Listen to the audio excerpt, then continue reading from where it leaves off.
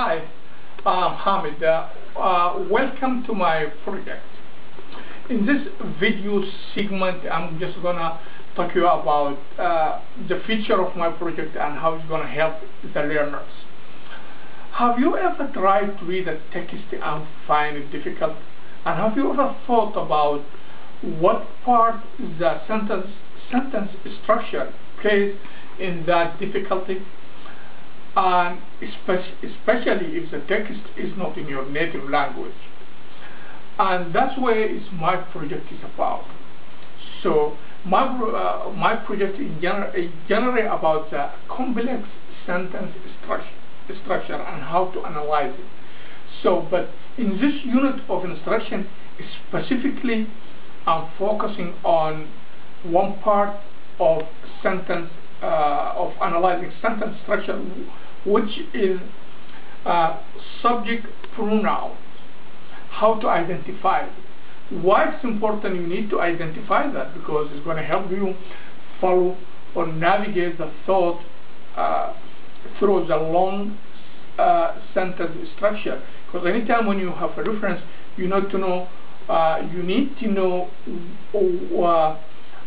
to which noun this reference refers to, and that's what I'm gonna do. That specifically as Arabic language teacher, I find that that is the area of struggle for a lot of learners, or actually for most of them.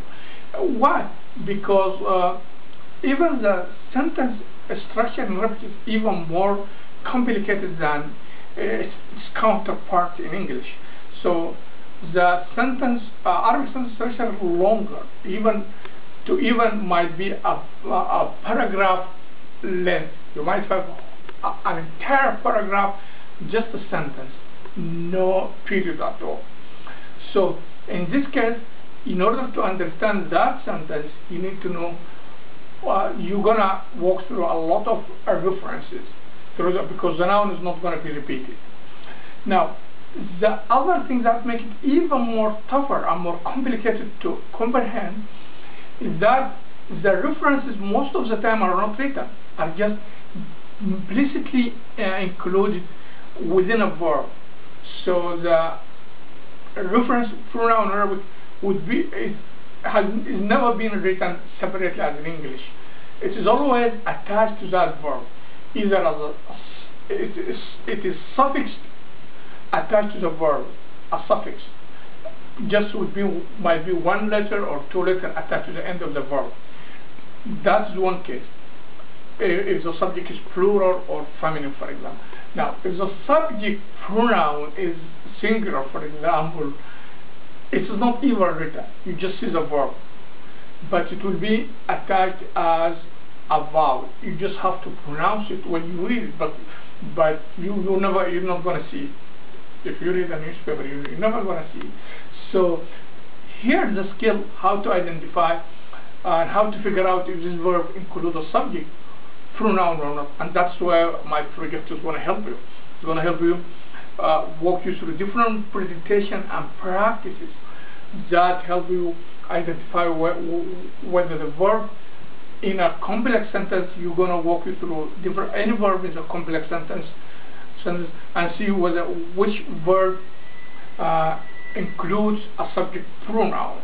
And then the other thing which is a project is going to help you, which is very important, is to identify to what to the antecedent or the noun that this subject pronouns refers to.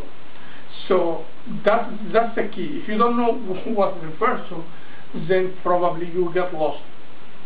So and if you go through different presentation, you're going to find a sequences of presentation and a sequences of practices and assessment activities, which is going to help.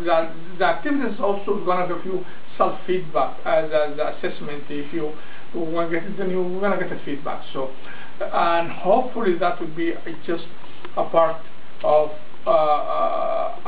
this unit that's going to help the second language learners. And thank you again for watching this video, and thank you again for visiting my website and viewing my project. And as you keep coming, we're going to add more units on sentence structure. I'm going to add more units in the future, helping you identify. So the whole thing, at the end, you're going to have different units addressing different parts of a text. So the goal is to give you an easy pass when you read a text, especially in a second language. And you could not only this skills, not only for Arabic learning, you could transfer these skills, of course, to any language, because basically the global or the universal grammar basically the same. So if you have that knowledge, then you could apply it to any language.